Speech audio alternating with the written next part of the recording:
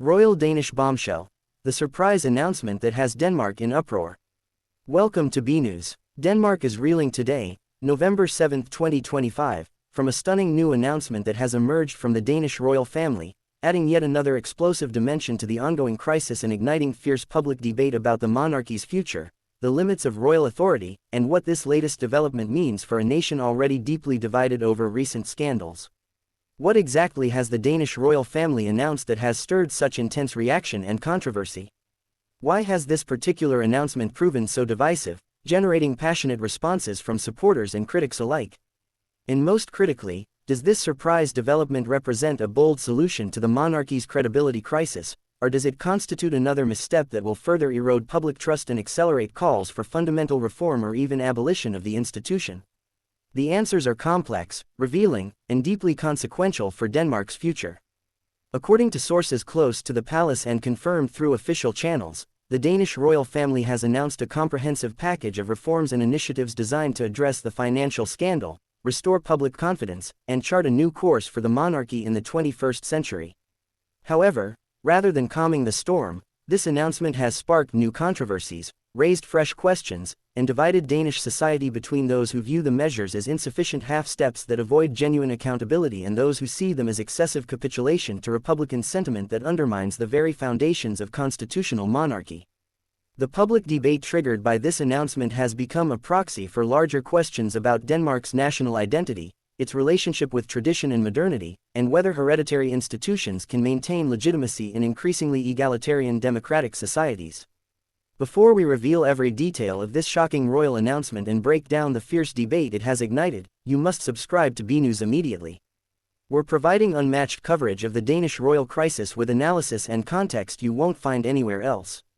Hit that like button, turn on notifications, and comment below with whether you support or oppose the new royal announcement. This is the story everyone in Denmark is talking about, and you need to be subscribed for every development. Your engagement powers our fearless journalism. Subscribe now. The surprise announcement from the Danish royal family, released through official palace channels and simultaneously presented to the Danish government and parliament, contains multiple interconnected elements that together represent the most comprehensive reform package proposed for the Danish monarchy since the constitutional changes of 1953.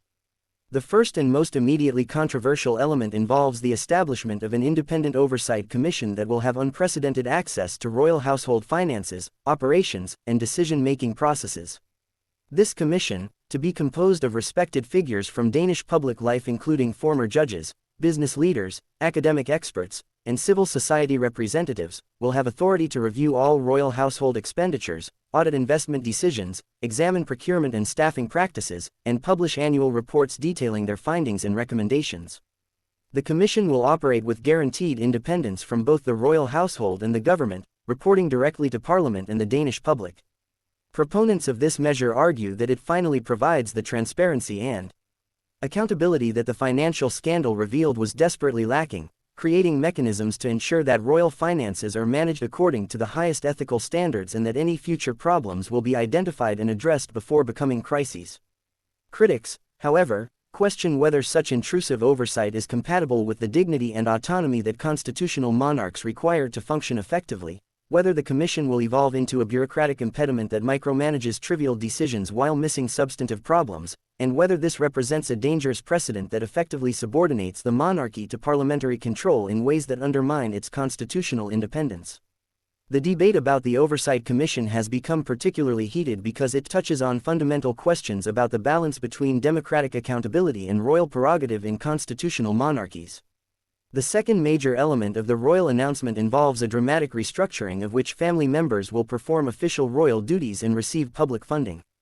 Building on King Frederik's earlier controversial proposals but with significant modifications apparently negotiated with Queen Mary and other family members, the announcement confirms that the working royal family will be streamlined to include only King Frederik, Queen Mary, Crown Prince Christian once he completes his education, and potentially Princess Isabella if she chooses to take on official duties when she reaches adulthood. Prince Vincent and Princess Josephine will not be expected to perform royal duties and will not receive public funding, instead being encouraged and supported to pursue independent careers and private lives. More controversially, the announcement confirms that Prince Joachim's official royal role will be phased out over a 2-year transition period, with his public funding reduced and eventually eliminated as he transitions to private life. Princess Benedict, already in her 80s, will retire from official duties with appropriate recognition of her decades of service. This streamlining represents one of the most dramatic reductions in the size of the working royal family in Danish history, and reactions have been sharply divided. Supporters argue that this approach creates a sustainable, cost-effective model for the monarchy that focuses resources on core functions while giving younger royals freedom to build independent identities and careers without the constraints of official duties. Critics counter that eliminating experienced royals like Prince Joachim while they're still capable of contributing creates institutional instability, that the remaining working royals will be overwhelmed by the workload, and that the treatment of family members who have served faithfully for decades shows callous disregard for their contributions and feelings. Prince Joachim himself has reportedly expressed hurt and anger about being phased out, viewing it as another humiliation following the earlier removal of his children's royal titles, and sources suggest he is considering whether to speak publicly about his treatment despite the breach of royal protocol this would represent. The third element of the surprise announcement addresses the specific financial improprieties that triggered the current crisis, with King Frederik offering his most direct and detailed acknowledgement yet of mistakes made and accountability accepted. According to the announcement, Frederik has acknowledged that investments were made using royal household funds without adequate disclosure or oversight, that these investment decisions reflected poor judgment and insufficient consideration of ethical implications and public perception, and that the lack of transparency violated both the spirit and arguably the letter of expectations for royal financial management. Frederik has committed to providing complete documentation of all investments to the new Oversight Commission, to cooperating fully with any investigations, and to accepting whatever consequences and reforms the Commission recommends to prevent similar lapses in the future.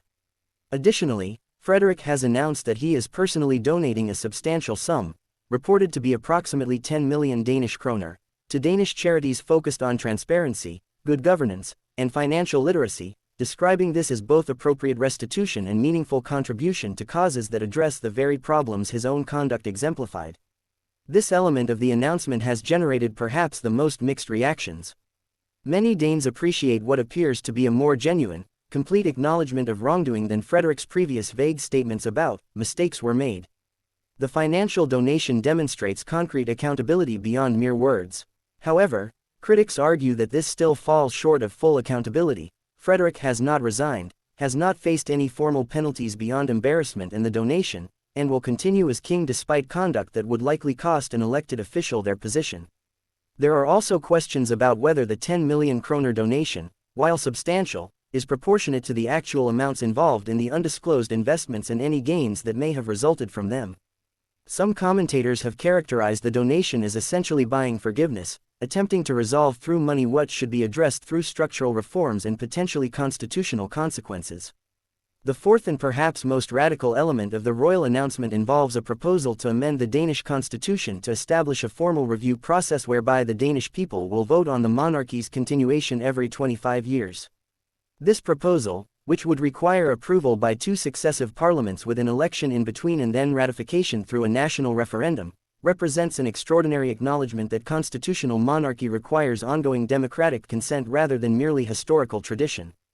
Under the proposed amendment, beginning in 2050, Denmark would hold a referendum asking whether the constitutional monarchy should continue or whether Denmark should transition to a republic with an elected head of state. If the monarchy receives majority support, it would continue for another 25 years before the question is asked again. This creates a system of periodic democratic legitimation that acknowledges citizens' right to choose their form of government while also providing stability through the 25-year intervals. Reactions to this proposal have been intense and deeply divided. Republican activists and critics of monarchy have generally welcomed the proposal as a long overdue acknowledgement that hereditary privilege requires democratic consent, though some question whether 25-year intervals are too long and whether the first referendum should occur sooner than 2050.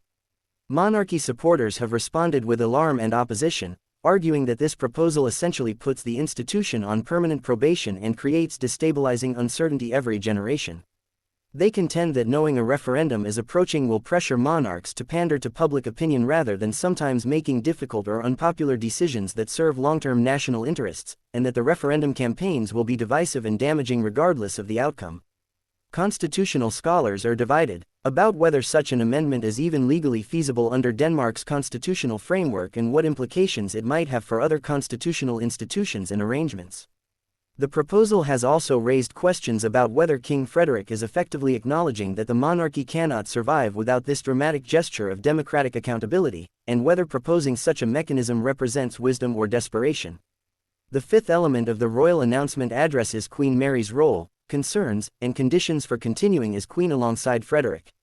According to the announcement, Mary has been fully briefed on and consulted about all elements of the reform package, has expressed her support for the transparency and accountability measures, and has committed to working with Frederik to rebuild public trust and demonstrate that the royal family can serve Denmark effectively even after serious failures.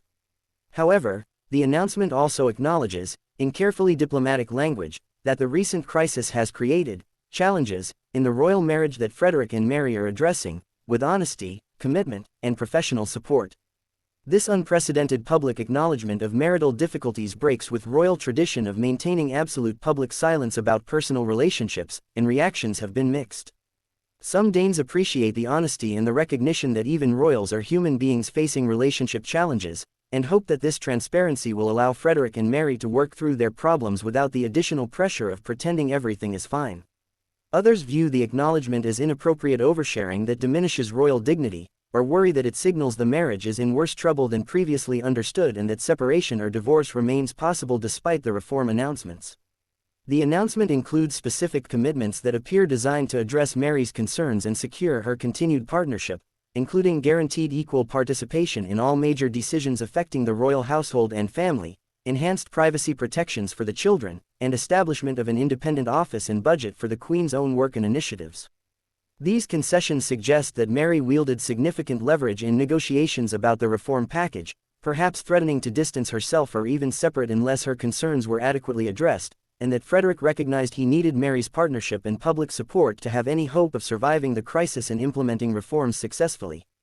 The public debate triggered by this comprehensive royal announcement has quickly evolved into one of the most consequential conversations about Danish national identity and institutional design in decades. Opinion polls conducted in the 48 hours following the announcement showed Danes deeply divided, with roughly 35% expressing support for the reform package, 30% opposing it, and 35% uncertain or holding mixed views.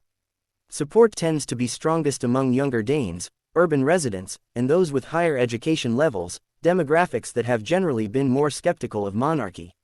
Opposition tends to be strongest among older Danes, rural residents, and those with more traditional or conservative political views. However, the divisions don't fall neatly along conventional political lines, with both left-wing Republicans and right-wing traditionalists opposing the reforms for very different reasons, while the political center shows the most support for what they view as reasonable compromises between preserving the monarchy and ensuring accountability.